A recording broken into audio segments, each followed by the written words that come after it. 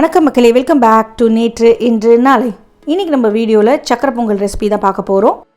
இதை நான் எப்படி பண்ணேங்கிறத பார்க்குறதுக்கு முன்னாடி நம்ம சேனலுக்கு நீங்கள் ஃபர்ஸ்ட் டைமாக வரீங்கன்னா மறக்காமல் சப்ஸ்கிரைப் பண்ணுங்கள். என்னடா பொங்கல் முடிஞ்சோடனே சக்கரை பொங்கல் ரெசிபி வருதுன்னு பார்க்குறீங்களா? என்னென்னா நான் பொங்கலுக்கு முன்னாடியே இதை போஸ்ட் பண்ணணும்னு ட்ரை பண்ணேன், ஆனால் என்னால் எடிட் பண்ண முடியல, டைமே சுத்தமாக இல்லை. ஸோ பெட்டர் லேட் தென் நெவருங்கிற பாலிசியில் இப்போ நான் உங்களுக்கு போஸ்ட் பண்ணுறேன். தை வெள்ளிக்கிழமை ஸ்வீட் பண்ணணும்னு நினைக்கிறவங்க இந்த சக்கரை பொங்கல் ரெசிபி நீங்கள் உங்கள் வீட்டில் ட்ரை பண்ணி பார்க்கலாம். சக்கரை பொங்கல் பண்ணுறதுக்கு நம்மளுக்கு ரொம்ப கம்மியான இன்க்ரீடியன்ஸ் தான் தேவைங்க. அரிசி, பாசிப்பருப்பு, நெய் கொஞ்சமாக, அதுக்கப்புறம் நிறைய வெல்லம் தேவைப்படும். கார்னிஷிங்க்கு கொஞ்சமாக முந்திரி பருப்பு, திராட்சை பழம் யூஸ் பண்ணிக்கலாம். ஒரு கடாயில் அரை கப் அளவுக்கு பாசிப்பருப்பை நம்ம ட்ரை ரோஸ்ட் பண்ணிக்கலாம். பைத்தம்பருப்பு நல்லா வாசனை வந்ததுக்கப்புறம் கடாயிலேருந்து ஒரு பாத்திரத்துக்கு மாற்றிடுங்க. பைத்தம்பருப்பு கூடவே நான் ஒரு கப் அளவுக்கு பச்சரிசி சேர்த்துக்கிறேன். பச்சரிசி அதுக்கப்புறம் பாசிப்பருப்பை நல்லா மிக்ஸ் பண்ணிவிட்டு தண்ணியில் களைஞ்சிக்கோங்க. தண்ணி நல்லா கிளியராக ஆற வரைக்கும் ஒரு 4-5 தடவை நம்ம வாஷ் பண்ணி எடுத்து வச்சுக்கலாம். வாஷ் பண்ண இந்த அரிசி பருப்பை நீங்கள் எதர் டைரெக்டாக அடுப்பில் வச்சு நீங்கள் கொதிக்க விட்டுக்கலாம். இல்லை டக்குன்னு பண்ணோன்னு நினச்சிங்கன்னா ப்ரெஷர் குக்கரில் வச்சு ஒரு 4 விசில் விட்டிங்கன்னா நல்லா குழைய வெந்துடும். 1 கப் பச்சரிசி, அரை கப் பாசிப்பருப்புக்கு நான் 6 கப் தண்ணி சேர்த்துக்கிறேன். அப்போ தான் நம்மளுக்கு நல்லா குழைவாக லூஸாக கிடைக்கும். குக் பண்ணும்போதே நான் ஒரு சிட்டிகை உப்பு சேர்த்துட்டு குக் பண்ணிக்க போகிறேன். நல்லா ஒரு 4-5 விசில் தாராளமாக விட்டுட்டிங்கன்னா உங்களுக்கு குழைய சாதமும் பருப்பும் கிடைக்கும். நீங்கள் டைரெக்டாக கடாயில் வச்சு கொதிக்க விடுறீங்கன்னா அப்பப்போ கிளறி விட்டுட்டே இருங்க, இல்லைனா பொங்கிட்டே இருக்கும். சாதம் குக்காரத்துக்குள்ளேயும் நம்ம கடாயில் நட்ஸ் எல்லாம் ரோஸ்ட் பண்ணி எடுத்து வச்சுக்கலாம். கூடவே வெள்ளத்தையுமே உருக்கி ரெடி பண்ணி வச்சுக்க போகிறோம். முதல்ல ஒரு ஹெவி பாட்டம் கடாயில் 1 டேபிள் ஸ்பூன் நெய் சேர்த்துட்டு, நெய் சூடானதுக்கப்புறமா 1 கைப்பிடி அளவுக்கு தாராளமாக முந்திரி பருப்பை சேர்த்துட்டு நல்லா பொன்னிறமாக மாறுற வரைக்கும் ரோஸ்ட் பண்ணி எடுத்து வச்சுக்கலாம். முந்திரி ரோஸ்ட் பண்ணி எடுத்து வச்சதுக்கப்புறமா நம்ம திராட்சை பழம் ரோஸ்ட் பண்ணிக்கலாம். அதுவுமே ஒரு கைப்பிடி அளவுக்கு இந்த பாக்கி இருக்கிற நெய்லேயே சேர்த்துட்டு நல்லா புசுன்னு ஆற வரைக்கும் நம்ம ரோஸ்ட் பண்ணிக்க போகிறோம். உலர்ந்த திராட்சை ரோஸ்ட் பண்ணும்போது ஃப்ளேமை மீடியம்க்கு வச்சு ரோஸ்ட் பண்ணிக்கோங்க. கிளறி விட்டுட்டே இருங்க. நல்லா புசுன்னு பஃப் ஆகி வரும்போது நீங்கள் கடாயிலேருந்து இதை எடுத்துடணும். கருகிடுச்சுன்னா உங்களுக்கு திராட்சை பழம் கசந்துடும். நெக்ஸ்ட் ஸ்டெப் என்னென்னு பார்த்தீங்கன்னா வெல்லம் உருக்கிக்கிறது தான்.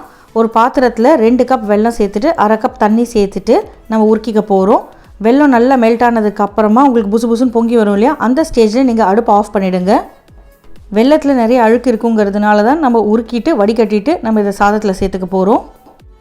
நிறைய பேர் அக்கார வடசலும் சக்கரை பொங்கலும் ஒன்று நினச்சிட்ருப்பீங்க, ஆனால் ஒன்று கிடையாதுங்க, ரெண்டும் வேறு. சக்கரை பொங்கலில் நம்ம நிறைய பருப்பு சேர்த்துப்போம். அதே மாதிரி சக்கரை பொங்கலுக்கு நம்ம சாதத்தையும் பருப்பையும் தண்ணியில் வேக வைப்போம். அக்கார வடசலுக்கு கம்மியாக பருப்பு சேர்த்துட்டு சாதத்தையும் பருப்பையும் நம்ம முழுக்க பால்லையே வேக வைக்கணும்.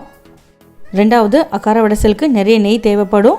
அப்புறம் கொஞ்சமாக பச்சை கற்பூரம் சேர்த்து பண்ணோன்னா நம்மளுக்கு சூப்பராக இருக்கும். அக்கார வடசல் ரெசிபியுமே நான் ஒரு நாளைக்கு நம்ம சேனலில் போஸ்ட் பண்ணுறேன். நம்மளோட சாதம் இப்போ ரெடி ஆகிடுத்து. சாதத்தை குக்கர்லேருந்து எடுத்துகிட்டு ஒரு கரண்டி வச்சுட்டு நல்லா குழச்சி விட்டுருங்க. நம்ம தாராளமாக தண்ணி சேர்த்துருக்கிறதுனால உங்களுக்கு கண்டிப்பாக சாதம் குழஞ்சி வரும். குழச்சி விட்டுட்டு சாதத்தை கொஞ்சமாக தண்ணி சேர்த்து ஆற விட்டுருங்க. ஆறிடுதுன்னா உங்களுக்கு கம்மியாக தான் வெள்ளைப்பாகு இழுக்கும். நீங்கள் ரொம்ப நேரம் வச்சாலுமே உங்களுக்கு சக்கரை பொங்கல் கெட்டியாகாது. நீங்கள் சூடாக அப்படியே போட்டு பெரட்டி எடுத்திங்கன்னா சீக்கிரமாகவே சக்கரை பொங்கல் கெட்டியாகிடும். ஒன்று போல் இருக்கிற இந்த சாத பருப்பு மிக்சரை நம்ம முந்திரி பருப்பு வறுத்த கடாயிலேயே சேர்த்துக்கலாம். ஏன்னா அதில் பாக்கி கொஞ்சம் நெய் இருக்கும். ஒரு 2-3 நிமிஷத்துக்கு சாதத்தை கடாயில் லோ ஃப்ளேமில் வச்சுட்டு நல்லா மிக்ஸ் பண்ணி விட்டுக்கலாம். அடுத்ததான் நம்ம உருக்கி வச்சுருக்கிற வெல்லத்தை வடிகட்டிட்டு இந்த சாத பருப்பில் சேர்த்துட்டு நல்லா கலந்து விட்டுக்க போகிறோம். வெள்ளைப்பாக நல்லா கலர்ற வரைக்கும் ஃப்ளேமை லோக்கு வச்சுக்கோங்க.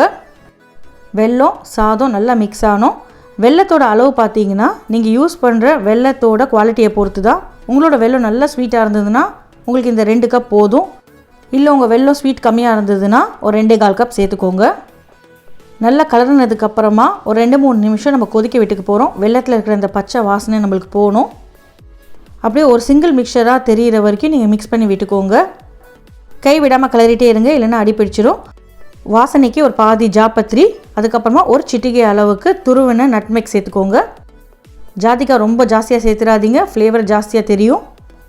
அரை டீஸ்பூன் அளவுக்கு பொடி பண்ண ஏலக்காவை மேலே தூவி விட்டுட்டு மிக்ஸ் பண்ணி விட்டுட்டு நம்ம வறுத்து வச்சுருக்கிற அந்த நட்ஸ் எல்லாம் சேர்த்துட்டு ஒரு 1/4 கப் அளவுக்கு நெய் அப்படியே மேலே சேர்த்துட்டு மிக்ஸ் பண்ணி விட்டிங்கன்னா நம்மளோட சக்கரை பொங்கல் ரெடி ஆகிடும்.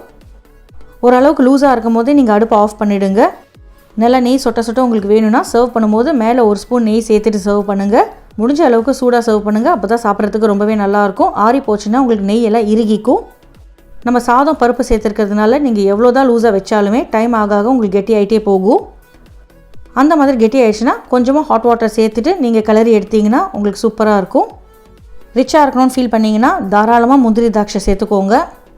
நட்ஸுக்கெலாம் அளவே இல்லைங்க, உங்கள் சௌரியத்துக்கு ஏற்ற மாதிரி நீங்கள் சேர்த்துக்கலாம்.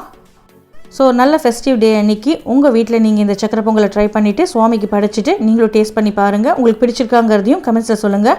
நம்ம சேனலுக்கு நீங்கள் ஃபர்ஸ்ட் டைமாக வரீங்கன்னா லைக் பண்ணுங்கள், ஷேர் பண்ணுங்கள், மறக்காமல் சப்ஸ்கிரைப் பண்ணுங்கள்.